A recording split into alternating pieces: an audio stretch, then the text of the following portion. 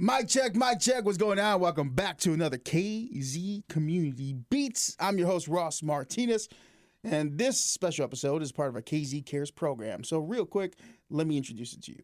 Every month at KZ 1023, we use our KZ Cares spotlight to lift up organizations that are making a real difference here locally in Peoria. And this month is both an honor and a personal mission, and I want to officially welcome the Alzheimer's Association Illinois chapter Peoria office to the KZ Cares program and to the KZ family. This spotlight hits home for me. My grandmother passed away in 2009 after battling Alzheimer's, dementia, and cancer. I've seen how this disease doesn't just affect the person, it leaves a lasting impact on everyone around them. Families carry it, communities feel it. So this month, we're not just talking about a nonprofit, we're talking about a support system, a resource, a place for answers when you're overwhelmed with questions. Joining me today on this podcast is Daryl Carlson, the program manager with the Alzheimer's Association right here in Peoria. So whether you're just starting to notice changes in the loved one or you already walked this heartbreaking road, this episode will be for you. So we see you, we support you, and we want you to know you're not alone. Mic check, what's going on? Welcome back to another episode of the KZ Community Beat. I'm your host, Ross Martinez. And as you heard in the beginning, we are spotlighting for the KZ Cares program the month of July, the Alzheimer's Association here in Peoria. Daryl, what's up? Welcome Man, back. thank you so much. This is just awesome. I'm loving this. I'm loving all of it. We connected last year. Yeah. And it was a personal mission of mine where I wanted to talk to you. And we had, who was it that we had on with the podcast last year? It was Amber. Amber would have been on, yeah. Amber. She's awesome. And she pitched, which we'll talk about, me emceeing the walk, which we'll talk about in a little bit. I can already tell it's going to be an extra special walk if you're going to be involved. You may get a lot of tears on me, brother. As the intro said, my grandmother was battling Alzheimer's, dementia, and pancreatic cancer all at one time. Wow. So this hits very home for me. So as we are talking and spotlighting a very important organization, nonprofit here in Peoria, excuse me as I may get teared up this episode. That is 100% good and normal. You know, I've been trying to be more accepting of my emotions the older I've gotten, because I was raised there's been like 3 times I've seen my father cry. Yeah. Ever. Yeah. And very rare instances. But it's okay to feel your emotions, man. Yeah. I used to be that way until I got into this line of work, and you can't hold back the dam. It's got to flow. That's good. Yeah, because how long have you been a part of it? Almost 10 years. 10 years. So what made you get involved at first? So because my father-in-law was diagnosed, and I knew absolutely nothing before that happened. We were doing nonprofit work in Alaska, doing radio actually, so I'm really happy to be here. I hear the voice. And so, my wife would talk to Dad once a week, and he'd start repeating himself and saying the same story like 3 times in 20 minutes and not realizing it. She talked to her brother. He's like, nah, he's fine, because he worked with him every day. He just didn't notice it. But when we came home for a visit, it was obvious. And we said, you know what, we're coming back home. And my wife is from this area. Yeah. And so, dived right into it. And then I had to find another job. And I'm dealing with it. I love to educate and help people. It was a perfect fit. It's tough, man. After living through it, which throughout this conversation, I'll share a lot more details about it. But Daryl, let's start from the top, man. Yeah. For people who only associate Alzheimer's with forgetfulness, what is this disease really doing to the brain and body over time? Yeah, so Alzheimer's disease is an actual disease that affects the brain. There's a lot we still are learning about it. We know the 2 core pieces that go into the problem. We call them plaques and tangles. It's just an amyloid protein buildup in the brain fluid, right? The brain cleans out the brain fluid from the waste from the neurons. But if it doesn't do a good job, there's too much buildup. It gets between the neurons, starts to mess it up so they don't fire, and that starts to have a problem. The other is a tau protein, getting technical here for a second. What's tau protein? It's just the name of the protein in the body that when it gets into the neurons itself, it causes it to tangle. So plaques and tangles. Those 2 things together start to cause nerve cells to die, and it's a disease where it's a cascading effect. It starts small and it progresses and gets worse and worse. Is that what leads to the forgetfulness because they're not operating as fluently? Well, exactly. So it generally with Alzheimer's disease, it starts pretty similarly. And the area of the brain that controls short-term memory is like the first place it usually starts to dwell and attack. Eventually, it gets to the place where the part of the brain that holds short-term memory disappears. That part of the brain's just not there. You do not have pain receptors in your brain. You don't notice it. And so that's why they ask the same question. They get upset. They think you're lying. You know what I mean? Because they just don't know that they don't know. Yeah. And it affects and it spreads and affects the whole body, motor coordination, be able to plan and do things, the whole 9 yards. So, yeah. Because I remember with my grandmother, it ended up becoming respectfully, it ended up becoming a running joke until we realized what it was. Yeah. Like in my household, my grandmother kept blaming my father for stealing her dresser and giving it away. Very but common. My mother had him throw it out because it was rotting and stuff, right? So every day he would come home from work, two things she would be like, "You're a bum, you're not making money," but he'd be in dress clothes. But in her mind, when she first met him, he didn't have a job. Wow. So she reverted back to that. Mm-hmm. And then she would always blame him about the dresser. So we were like, "Oh, grandma's on it again." Ha ha ha ha ha ha. But eventually, like, those are early warning signs? Yeah, so we rely on our memory so much. We don't realize how much we rely on our memory. Yeah. The only way I can walk out of the door and know what I'm supposed to do today is my brain is holding in mind everything for the past 6 months, past year. So when those memories disappear, they start going back in time, literally. The more recent memories start to fade or go away. The brain is still resilient. Will still try to grab what's in there to try to make it fit what's going on, so the person knows what to do. Am I safe? But that's why when she reverts back to when her husband was when they were first married. Mm-hmm. This is why, like, where's my dresser? Of course I know my dresser's here. Yeah. And you can't convince them otherwise. And so that's just one of the hallmark parts of Alzheimer's disease. How can we tell the difference between regular aging? Like my mom, sometimes she'd be like, "Oh, my mom's 64 right now." Yeah. 62. She'll always make commentary, and because of the past with my grandma, I'm always kind of like, "Oh, do I got to move back?" Like she'll say, "Oh, I'm having an old person moment." Yeah. So how can we tell the difference between regular aging and something just slipping your mind versus something that might be early signs of dementia or Alzheimer's? Because they're different. Right. So dementia, we'll quickly hit that. Dementia is just the term that we use that covers a lot of different diseases or conditions. It's a diagnosis the doctor will give, but if you just hear the word dementia, it doesn't tell you exactly what is the thing that's causing the problem, right? So Alzheimer's disease is the actual thing, and it's the most common cause of dementia. And there's vascular dementia, there's dementia with Lewy bodies, think Robin Williams. There's dementia, there's frontal temporal dementia, think Bruce Willis. He has that right now. And so the different kinds of dementias, right? But with Alzheimer's disease, it starts subtly. And in the very, very beginning, it can just look like normal aging things. It's a matter of severity. That's how you sort of know what your baseline is, what's normal for you, and then how far off of normal are you going, how often, and is it starting to really be a negative impact in your life? So my wife got me for Christmas a wallet that has an AirTag, Apple AirTag on it, because I lose that thing all the time. So never will losing my wallet be a warning sign of dementia for me, right? Because it's something that's so normal for me. But, keeping your checkbook perfectly to the letter, to the penny balanced and paying every bill on time, then if you start to, I forgot, I'm late this month, I forgot, but you paid it. That's normal. But to be like, the water is about to get shut off, and you're like, what are you talking about? I pay this bill every month, and they have no idea. That's like a warning sign. So that's more extreme. It's not a continuum, right? We have 10 warning signs we talk about. You don't have to notice all 10 in order to be concerned. Usually it's the main one is just that overall memory issue that's impacting your life in a negative way, and then any one of the other 9. If you see those 2 together, go talk to someone. Talk to your doctor. What are some of the other 9? So they sort of overlap and touch on each other some. Some of the other 9s are like problems planning, right?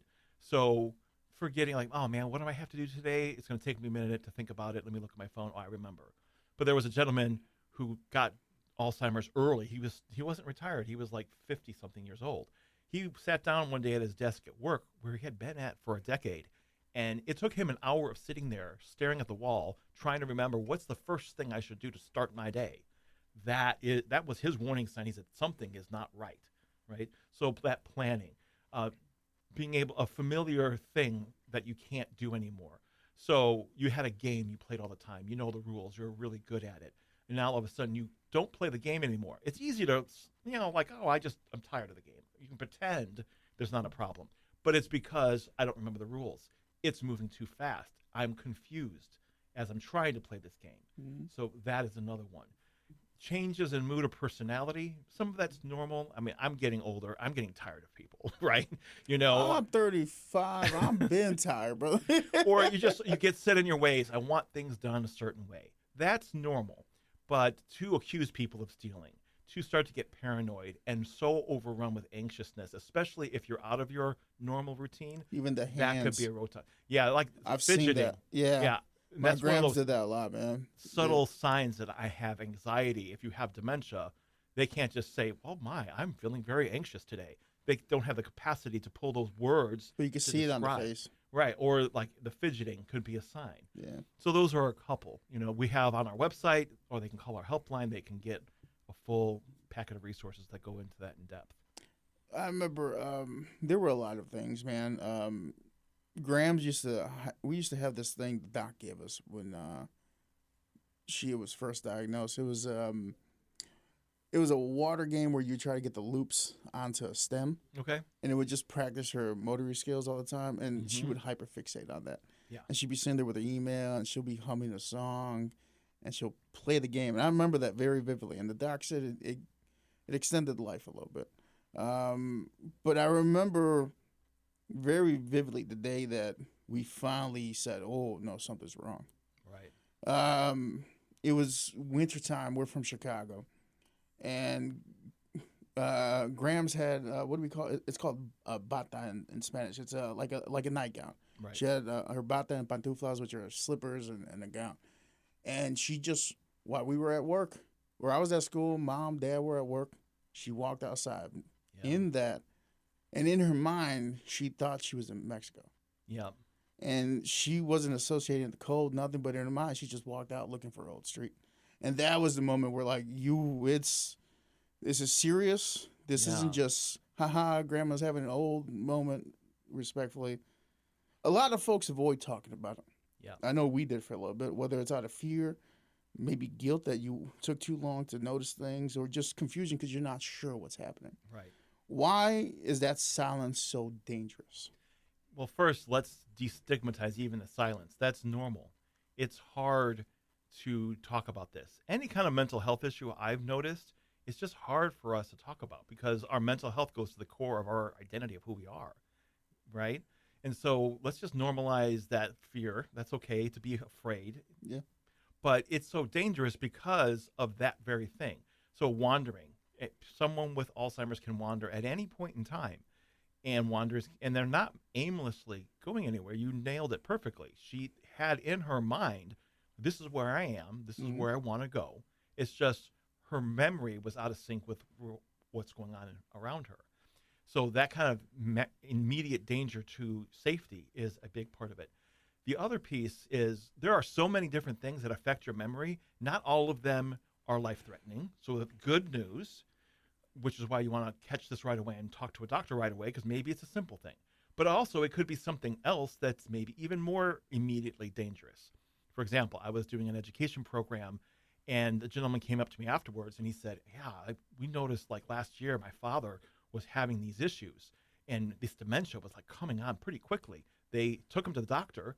The doctor did a couple of tests, immediately rushed him into emergency surgery, performed a quadruple bypass heart operation. And when he healed from that, there was no dementia. He had so much blockage in his heart, he was not getting enough blood to his brain. So and that it was was causing suffocating. Right. So it could be a heart issue. You can have little tiny strokes in the brain that are firing that are causing these memory issues, but not have a big, huge, obvious stroke where it's the slacking on the side of your face and all of the signs. It could be a precursor to a stroke. You want to be aware of this. Or it could be Wow. something as benign as you're on a set of medications. You can be on the set of medications for a long time, and you didn't know that the side effects were some memory issues, but all of a sudden your body goes, I've had enough, and starts having these side effects Huh. to your medication. And if you talk to the doctor, he goes, well, your medication might be the problem. Let's adjust your medication. And for some people, that takes care of it. So really, I want to tell people, start thinking about your memory like you think about all these other indicators of your health. You look at your blood pressure, you look at your cholesterol, you look at your A1C to see how is my health doing. Think of your memory that way. If it's a little bit off, something's going on, it could be a number of things, get it to the doctor and talk about it. You know, my family didn't know where to turn back then. Yeah. As much as I remember, I mean, my mom, bless her heart, man, she was. It was mama bearing her own mother, man. I remember Yep. seeing that. Like, there's times where she was sad there were grams and trying not to cry. Look at it, dude. Yeah.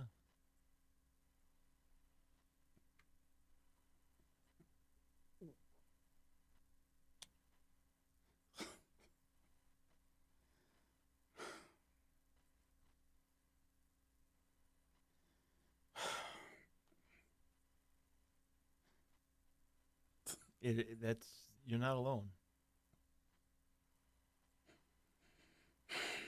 It's tough, man. Yeah. Now, I remember having to console mom a lot. Because, you know, as your parent, and they don't know who you are. Yep. So,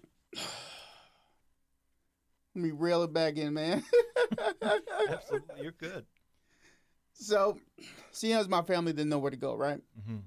I know we're not alone in that. Can you talk about how Alzheimer's affects not just the person but the whole family unit? It affects the whole family unit because this is a disease that can go on a long time. It depends. Everyone's different. 4 to 20 years is your range of living with this disease. And because it affects the memory and it goes to the heart of relationships, it impacts everybody. And because it can be so long. And then you will generally have one person who's the key main caregiver, and then that person gets so tied in with the loved one they're caring for, that loved one leans on them as their anchor. And if they try to get away to go to a support group for themselves, that loved one generally was not going to be happy about it. So it makes it hard to go away. It's so then it affects everybody else. If there's not a lot of understanding about the disease, there's a lot of relationship tension because people disagree. My brother-in-law said everything was fine. My wife was hearing something wasn't right. Mm-hmm. And everyone processes this differently. An Alzheimer's disease diagnosis is fatal. It is the sixth leading cause of death. And it's a slow goodbye. And that is hard for people to process and deal with. Which, by the way, you catch it early, it's really good because then you have more time when the disease symptoms are milder to get ready. Not everybody catches it early. That's okay. Catch it as soon as you can. But it so impacts everyone and family relationships and finances for the loved one. It is the most expensive disease to deal with. It's a lot, man. You always got to have somebody to watch them, too. Yeah, it gets to the place where they cannot be left alone, and you have to have someone else come in. Or if you have to go to a facility, those are expensive. And so the financial strain, the caregivers, especially the ones that are more directly involved, their mental health is strained, and they have mental health problems that they have to deal with for themselves. The stress, the anxiety, the fear, the worry about the bills, their own health. I don't have time to get away to go see the doctor and take care of myself, and financially for them and everything. So it really does impact the whole family. It's a lot, man.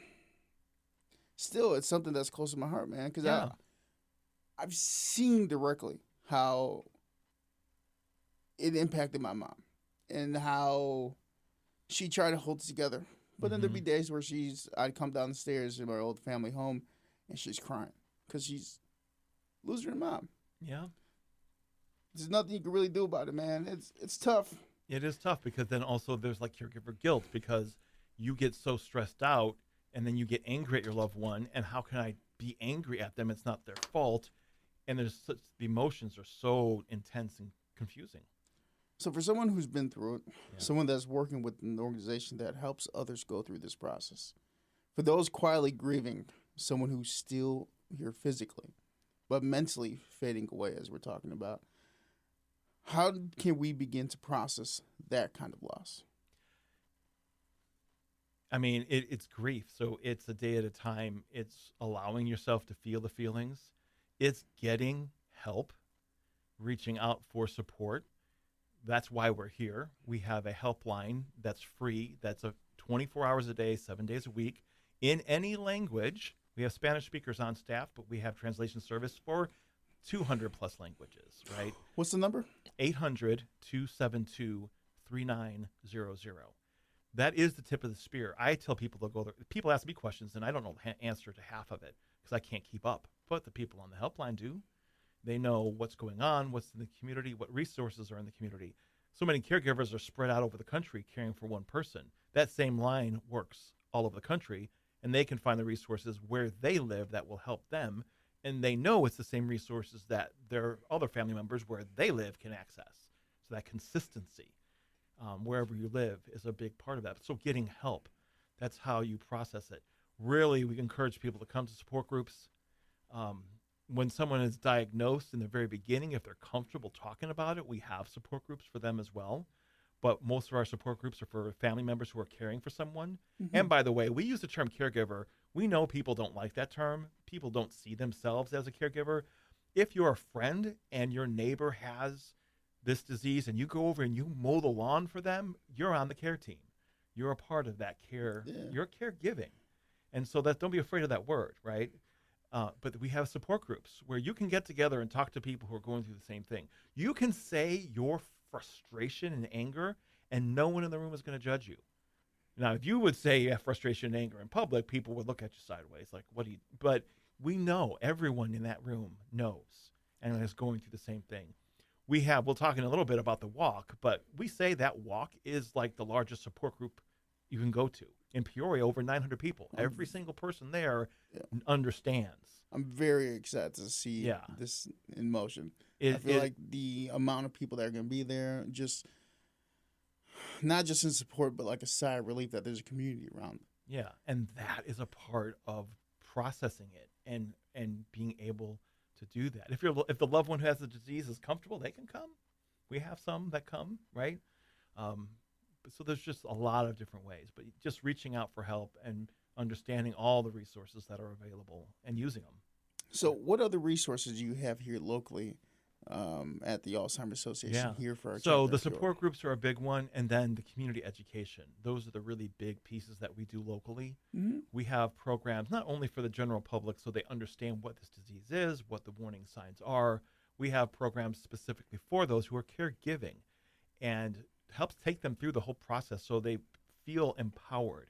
The series is called The Empowered Caregiver, right? So, but it's five modules, and it really takes you through. So by the end, you walk out, you go, man, I feel better.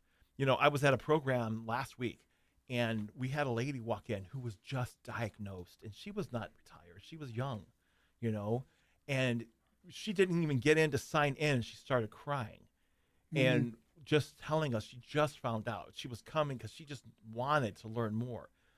At the end of that little education we had, and we had community partners with us as well, talking about different aspects of this, she gave me a hug and she said, I am not afraid anymore.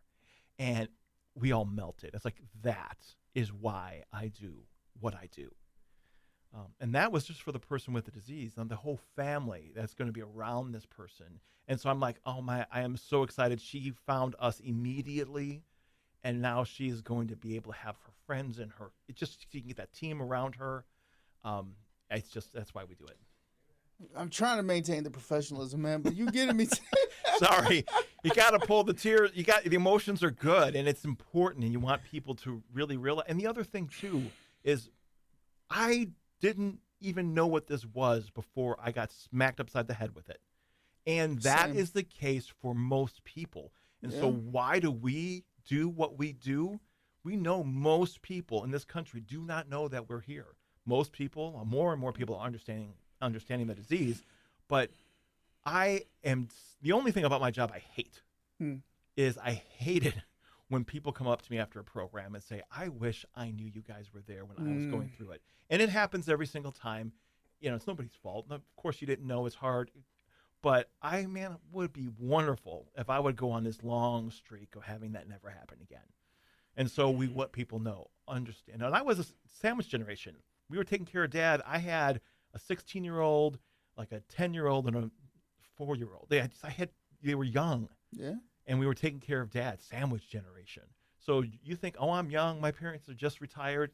Just be aware, because it can strike. It does strike people who are not 65, who are not retired. Not as many. Mostly it's over 65 is where the higher risk is. But it affects everyone. And if it doesn't affect you, you're going to know someone who it is affecting them. Yeah. My mom, she was, she used to work for a TransUnion coder. She used to write out the code downtown. So she had a full corporate job. Come home, she had me and my brother who were 8th grade, high school, a couple years apart. My sister, 9 years older than me. So she has a full family at home, full-time job. Then this hits. Yeah. And it takes a village, not just for the individual, but for the entire family, man. Yep. So it's cool that you guys are building this community. You've been apart for 10 plus years, you said? Yeah, just about 10. How much has the organization grown in those 10 years? It has really grown. When I started, it was a national chapter with associated independent chapters. We merged and became one national 501c3 organization. We are now the largest private funder, nonprofit funder of Alzheimer's research. Only the Chinese and U.S. governments give more money than we do. Oh, wow. And when I say we, I mean us, because it's everyone together, right? So, and then we convene the largest research symposium every single year, bringing together thousands of research papers, thousands and thousands of researchers from around the world working in tandem together to find a cure, looking at every possible angle you can imagine. So many things that we do. We are really a powerhouse when it comes to politics and making sure that laws are passed to help families. Even still now in this climate we're in, it is one of those issues that generally, historically, both sides agree on, because this disease, if we do not stop it by the year 2050, we're going to have over we will be spending over $1 trillion every single year caring for people who just have the disease. This disease affects everyone. Don't matter what you associate with, how you vote, don't matter what you pray to, it hits everybody, man. It does. And so we are getting the funding to find the cure, and we're making great strides in that department too. So let's switch gears. Sure. Let's bring up the energy. I'm going to cry at this event. Everyone does. So you talked about the Alzheimer's Walk, and this year I'm honored to serve as the MC for you guys. I really do appreciate you asking me to come out and be a part of the event and also the organization. Absolutely. As you can tell throughout this conversation, man, it's still it's still in me. It's still something I'm processing. But for those who've never attended the Alzheimer's Walk, can you describe what the walk represents? So it is, I wasn't kidding when I said in one way it's like the largest support group you'll get to, but it's fun. We have a great ceremony that brings everyone to tears, and that's good. You come together. We want people to sign up to be involved ahead of time if they can, and they want to raise money, because it is the fundraising event. So that's why we're talking about it now. Get a team, do little things, have a garage sale, do a bake sale, raise some money. You can, if you're competitive, you can be competitive. It's fun, but you raise the funds, and then you come together to celebrate October 4th on the riverfront. And over 900 people together for the same cause. There's going to be so much fun. There's going to be things for kids there, superheroes, local mascots, pumpkin decorating, purple hair games. We're going to have also, like, the best brew coffee is going to be there. It's a cash coffee bar. But if you're a coffee snob and you really like good coffee, cash coffee bar. Well, it's like they're not going to give away coffee for free that day. That's what I coined that term. Are they going like, to put a little something in? Yeah, play. Bring your own. So there's also going to be a pet station, selfie station. You can have Pet station? photos. Yes, the dogs are out in full force, and I they're can bring all. my dog? Yes, absolutely. There'll be a little snack, a little place where you can water your dog. He is You my know. emotional support animal. So Oh, if there I'm we going to be go. teared up and I'm going to have my dog there, oh, I'm excited. Yeah, and we have a walk at the end. We have a big celebration. We have a time to someone to share their memory of a loved one. We have flowers that are different colors that are the little wind spindle things, Mm. and each color represents a different aspect of this disease. So whether you just care about the disease, though you have no personal connection. If you lost your loved one, if you're currently caregiving, or if you're someone with the disease, you have your own color flower that you get, and that's a part of our ceremony. And then we have a walk. It's 2 miles. If you want to go the whole 2 miles, you don't have to. You can just do 1 mile. You don't have to walk at all. But it's just a time to come together, to celebrate, to have fun, and to raise money for a great cause and just be a part of something. If people want to get involved, as you talked about, whether it's to walk, to donate, or to volunteer, or just spread the message, where can they get more information and to actually get involved? So it's really easy. The simple website is alz.org/walk. That talks all about the walk. You can also call the helpline and just say, hey, what's this walk I hear about? 1-800-272-3900. Either way works. What do you say to someone who might be not afraid, but a little bit trepidatious to come out? Maybe because admitting this may touch a little too close to home and they're not ready for that type of deep diving into emotions. What would you say to them? Well, you have to know yourself, and you don't have to. If you really are not ready, that's okay. But know that you're not alone, and that's why we have a support group. We have 5 support groups in the immediate area. We have Bartonville, Washington, Pekin, Chillicothe, and then in the middle Peoria. And when you're around other people who go through it, even you don't have to say a word, but you just see it and you know you're not alone. And you can come, and the ceremony, you can cry in public and not a single person is going to look at you weird, because you will not be the only person crying. And that is so healthy for us to be able to do that. So yeah, take care of yourself. If you really know you can't, that's okay. But if you're just a little bit afraid, take the plunge. Come join us. Why do you do what you do? I do what I do because I just want to help people. My passion is to help people to overcome, to help people to empower people. That's my word. My word is empower. And one of the hardest things for people to go through is this disease and is this caregiving journey. And to be there to help empower people to do that, that's why I'm here. All right, 2 questions, and then we're going to wrap up today.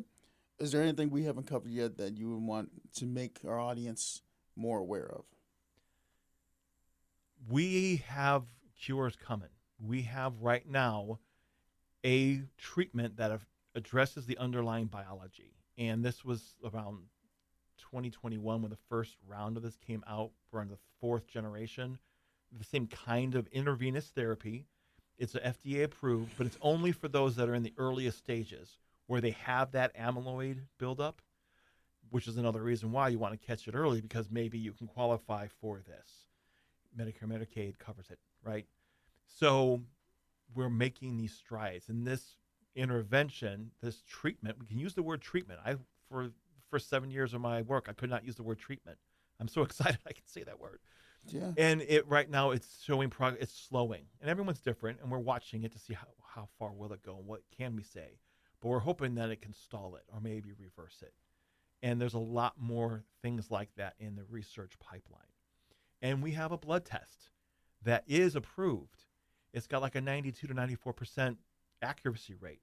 So right now, again, that's only for people 55 and older who have signs for memory issue signs. Yeah. And it's to be used in tandem with the other diagnostic tools. And we're working on improving it and making sure if it gets to the place, which I believe it will, where it could be a standalone test, how amazing is that? Because the diagnosing process there's a lot to it, right? But if a simple blood test could let you know if this is Alzheimer's with that amyloid present, that is a game changer. And so that is a lot of reason to be hopeful. And we know right now that people are excited about this research and where we're at and what's coming. So we are driving. Our goal is to have the first survivor of this disease. And they will have a white flower that they will hold up at the ceremony. And that's what we drive for. That's that hope is Yeah. amazing. Yeah. That one day, one of these walks, you're going to see a bunch of white flowers. Oh, that's what everyone wants to see. For those that might be a little hesitant to take the blood test, because we've seen that before in different things. Yeah. Sometimes the not knowing is more comforting than the knowing of it. Yeah. What would you suggest for those individuals kind of on the fence of whether going to take the test or not, and the preparation to getting into that? Well, you just mindset? go see your doctor. It's a simple thing, because in the very front end of it, it's like you do not know what's causing this. Again, is it something simple? Is it something really bad that's just hiding and you really should find out? And maybe it's something that you can treat, like if it's a heart condition. That's serious, but that's something you can deal with, right? So don't let the fear of the unknown keep you from finding out, because it's your health. It's important. Take care of yourself. Yeah. So don't, and the fear is understandable, but don't let it get you. There's a lot of emotion here. I mean, Yeah. clearly you heard it on my side. Other individuals at the walk. When's the walk again? October 4th on the riverfront in the morning. October 4th. Be there. Come out. At the very least, come see the community. Yeah. On our last podcast, an individual told me that the word community, what it meant to them was action. Community is action. To come out. Whether this is something that affects you, affects somebody else, or you're just there in support. October 4th, Riverfront, Alzheimer's Association.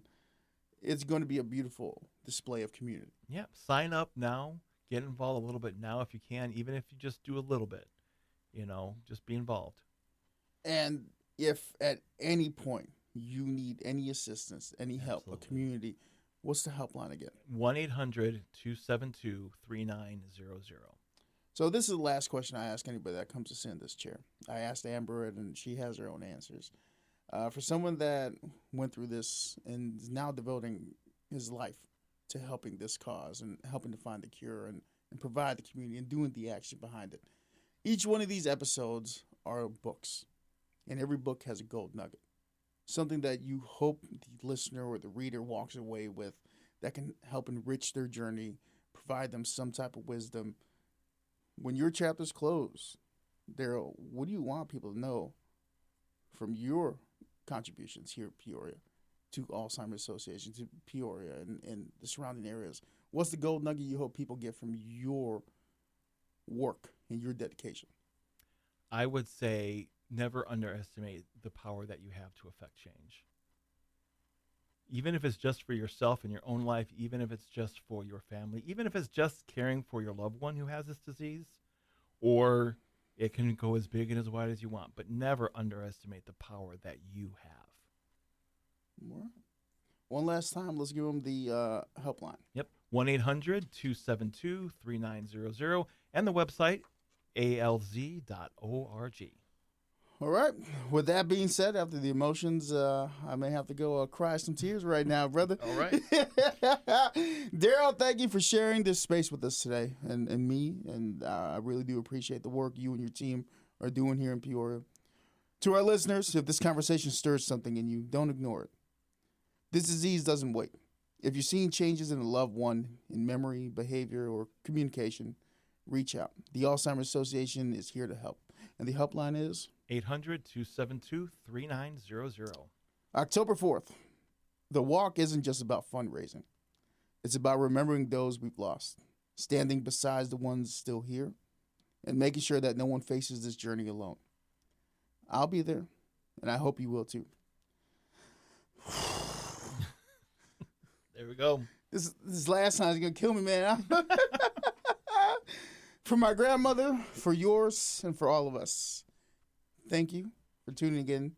We hope you support and come out in any type of way for the Alzheimer's Walk, October 4th on the riverfront here in Peoria. We'll be there. It'll be a beautiful sign of community and perseverance and hope. Absolutely. So with that being said, Alzheimer's Association, welcome to the KZ Cares program, man. The KZ family, man. I appreciate everything you do. Definitely emotions stirring to me today. Yeah, well, I'm glad to be a part of the family. It's going to be good, man. So October 4th, Riverfront Alzheimer's Walk. We'll be there. And come out. If not, I'll come a cappella in front of your house. That's a threat. Or a beautiful promise. Okay, there we go. All right, we're out. Peace.